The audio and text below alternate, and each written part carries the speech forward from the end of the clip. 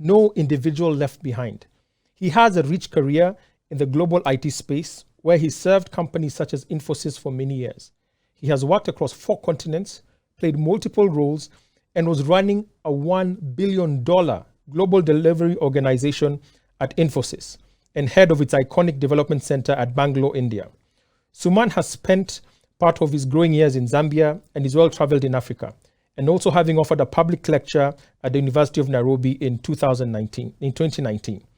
Suman will break down for us why OpenExo is key to fintech success. Over to you, Suman.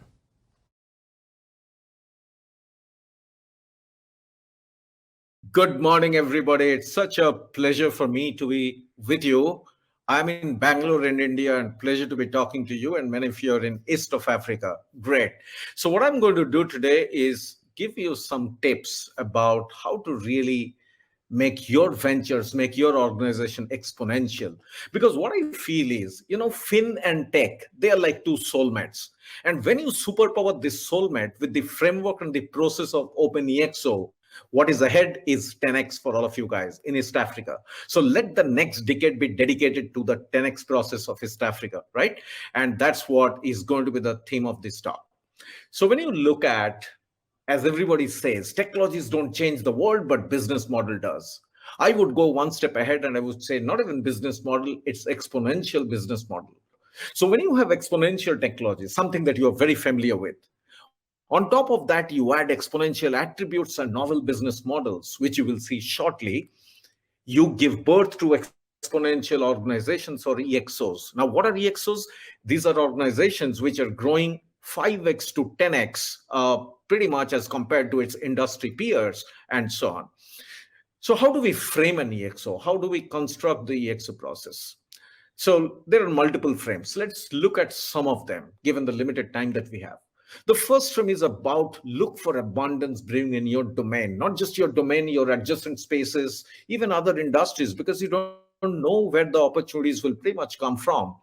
And when you look at some of these technologies, which you are, I'm sure, very familiar with, whether it is artificial intelligence or nanotechnologies or material science or genetics or neuroscience, each one of them over the last few years have been doubling in their price performance at a time interval of anywhere between 8 months to 24 months, which means today they have pretty much the potential how information technology changed the way we work and live in the last 25 years. Pretty much they are going to change the world and they are coming together. Let's look at two of them, solar energy and genetics. When we look at solar energy, let's look at 2015. Only 1% of the world was powered by solar.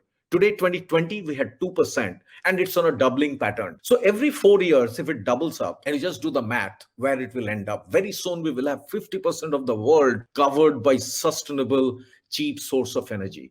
When you look at some of the mega contracts being signed globally on solar energy, they are costing about anywhere between 1.5 to 2.5 cents per kilowatt hour. Look at fossil-based energy, it costs anywhere between 8 to 12 cents per kilowatt hour. So it can completely disrupt the $6 trillion energy industry that we have today. Look at some of the implications. Look at what's happening in Germany. Look at what's happening in Peru. These are some of the implications of abundance that is being created. Let's look at genetics, one more space. 2001, when the first human genome was sequenced. Human genome is nothing but the 3.2 billion DNA base pairs that we have in our body, which is nothing but chemically coded information of our body. It cost $2.7 billion. Fast forward 2021, it costs less than $500 to do the same stuff. Now, what does that mean? The human body is now nothing but a software manual. What you can do with software, pretty much you could do that with our human body. So how we discover the human body better, the kind of ailments that we have, precision kind of treatments and so on and so forth for our genetically codified diseases, we can pretty much solve that problem anytime soon. So when you look at technologies creating abundance, culture doesn't stay behind. Even cultural shifts are happening. If you look at the concept of sharing idle resources in a shared economy or the open source world, pretty much it liberates so much of locked up resources. Things are available. I mean, we are in a different world as compared to a world where we used to protect everything with a patent and a copyright and so on and so forth. Look at all this is doing what? All this is resulting in a lot of democratization. Look at this little girl on the left, 7-year-old. She runs a venture. She is a founder of a crypto wallet venture. Look at this guy, 13-year-old Jose in Peru. He started a bank. Look at Jack and Drucker, 14-year-old in the US. He has actually figured out something for an early detection of pancreatic cancer at a fraction of a cost and at a fraction of a time. Now, when you combine all of these things, it's a lot of abundance. Now, what does abundance mean at the end of the day? Abundance is opposite of scarcity. The whole world of business was fundamentally structured around scarcity. If you didn't have scarcity, there was no business. Like you can't be selling ice to an Eskimo, right? So you need a completely different business model. And that's the reason why Kodak went bankrupt, and using same photograph as the commodity, Instagram made $1 billion business out of it, and so on and so forth. So basically, we have to look for novel ways of creating value for the client, delivering them and monetizing them. Now, this is very similar to surfing. If you are surfing, you have to keep paddling till you catch the wave. Otherwise, if you stay at one spot, you are going to be carried away by the energy of the wave back to the shore. It doesn't help. So you have to really catch the wave at the right time by paddling towards it. You can't be staying idle. Same thing if you look at this famous guy, Elon Musk. What he has been doing, he has been spotting pretty much every trend ahead of the curve, much before it was a black swan moment. Look at all his investment, whether it's in autonomous vehicles or space or satellites. He has pretty much started investing in them years before. Let's look at the second frame. How do we bring down the marginal cost of acquiring a supply? Now, the internet age, we all know the cost of acquiring a new demand, courtesy digital marketing, referral marketing, social media, and so on, it has been dropping significantly. It is near zero. Today, it is same phenomenon happening with the exponential organizations. They're acquiring an additional supply at no additional cost. Let's look at, Airbnb. The cost of adding 100 rooms in the city of Nairobi is near zero. Same for Uber and same for many other organizations that we will talk about, and you will get the essence of the whole thing. Let's look at the third frame. It's about how do you zero your distance to the customer. That is very important because consumption is really the source of value creation today. There is not much of excitement remaining within the walls of enterprise or the factory or the manufacturing of the product and production because it's all automated. Rather, consumption is getting more complicated, and so therefore consumption is becoming the new production. How you can therefore understand the consumption space and make yourself get close up there with all the understanding using technology is again a source of your value creation. Let's look at how all of these things are falling in place. Let's look at the comparison between a digital bank and a digital banking.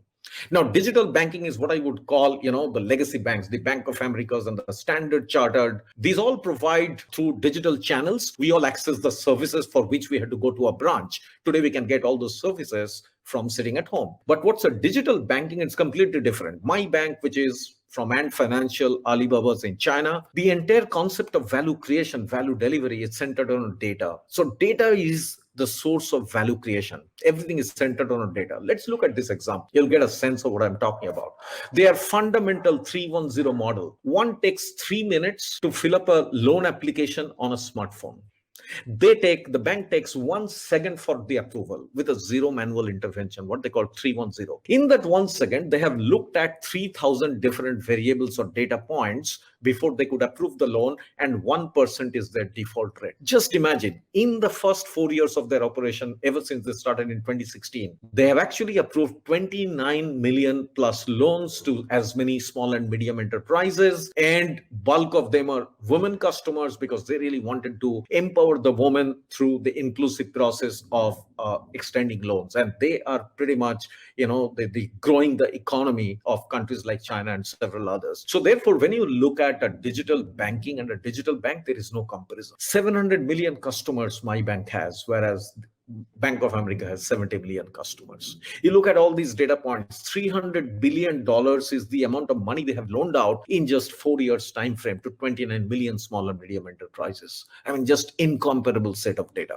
Let's look at the last frame. We could have gone much more frames on this side, but of course this time won't permit. So what is coming in the way? Can we be cognizant of them? Yes, absolutely. So it's very deceptive because our brains are not wired for this exponential thinking. We have grown up in a linear world. We understand very well, if I take 30 steps, 1 meter each, I move 30 meters. That's very easy to understand. But if I take 30 exponential steps, starting with 1 meter, I travel for 25 times around the world. Something that our brain can't easily compute that easily and get a sense of it. So therefore, the world that we are getting in, or we are already in an exponential world, it is very difficult to catch that, that nuance. If you look at a very similar example, like there is a species of bamboo that grows in several countries, including China. For the first few years, it does not even take off the ground at all, even if you give water, nutrition, sunshine, everything that is needed. But then 5 years and 5 weeks, in that 5 weeks, it grows 80 feet tall. So was it dormant for all this while? No, it was growing a strong enough root system so that it could withstand that exponential growth of that 80 feet, that tall growth. What are we doing to have our ground prepared is that fundamental. How a genetics company pretty much can disrupt an energy and lighting industry. Look at these guys. They married the genes of a firefly, flies that glow in the dark, with the leaves of a tree. So these trees glow in the dark. Now, just imagine you start planting these trees in the streets of Nairobi. What happens? You disrupt lighting industry and energy space. So the issue is technologies have their own slope of exponentiality. But the humans, the individuals, the organizations, the institutions, there is a bit lag. And the longer is the lag, the stronger becomes the immune system, because we have to courtesy COVID, we all understand the meaning of immune system. Now that's for the right reason. We had to resist changes, because otherwise we can't get disrupted every now and then. But today disruption is by design. It is needed. Unless we get disrupt ourselves, we will get disrupted by others, right? So the last frame, this is where I'm going to give you the tips of how to build your own exponential organization. It is much less about skill set and tool set. It is much more about the mindset, because as I said, our brain wiring is very different, and we need to look at that very critically.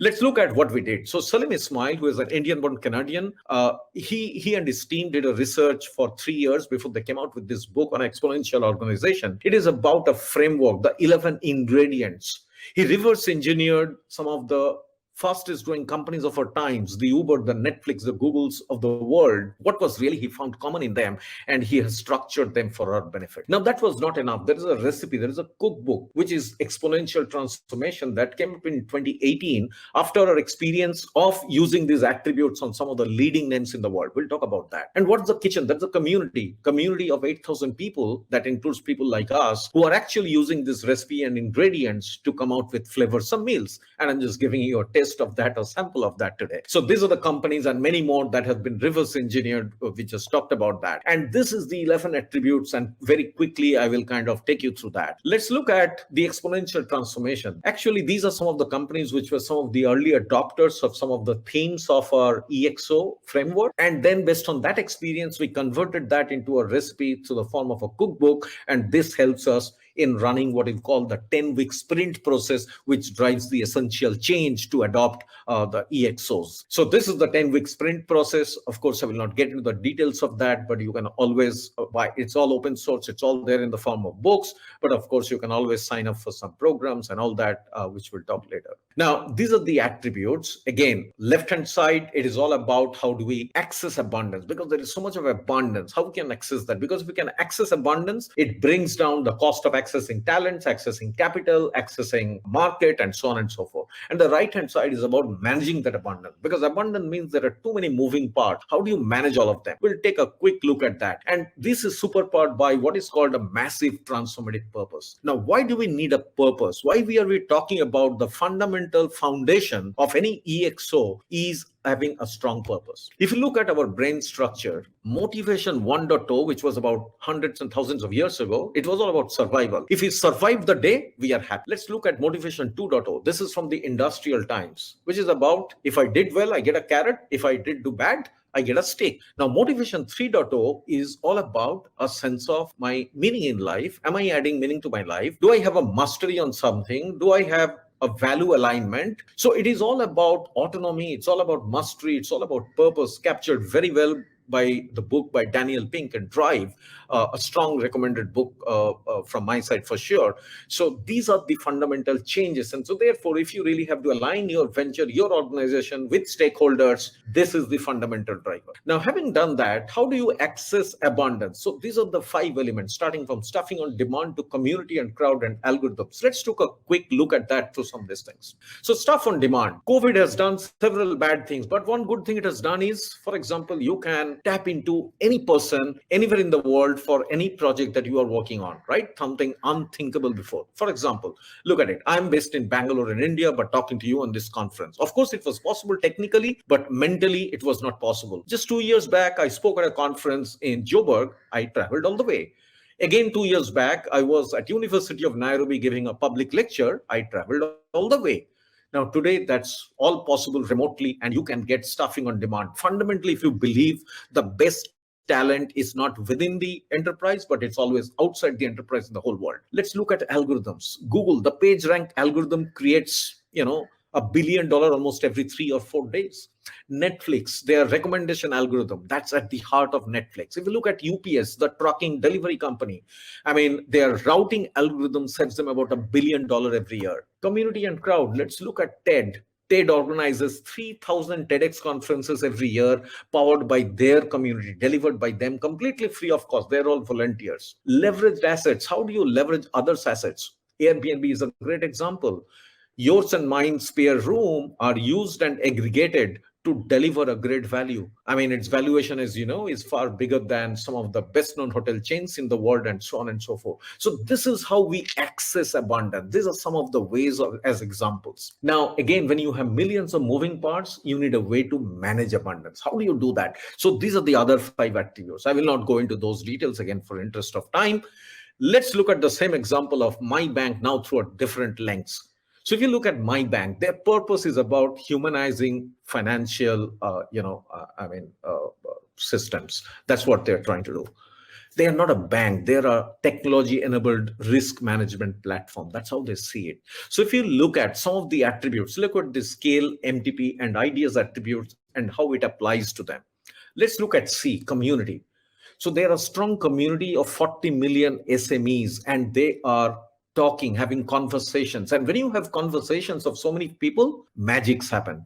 You exchange ideas, you exchange thoughts, some become mentor for the other, and so on and so forth. Look at this fantastic thing that they've done through digital community. And this is a conscious creation of a 3D model. Digital finance, it starts with that application and that extension of the loan, which is digital finance. Then they impart digital skills, which is a way to engage, which is the e-construct, which is engaging them with knowledge so that they can digitize. These are small and medium enterprises, mom and pop stores. They can digitize their operations. They can digitally equip themselves, and so on and so forth. In the new world, that's your tool to succeed. So C is covered, E is covered. Let's look at A, algorithms. Of course, as I said, it's a technology-enabled risk management platform. So it's all about algorithms.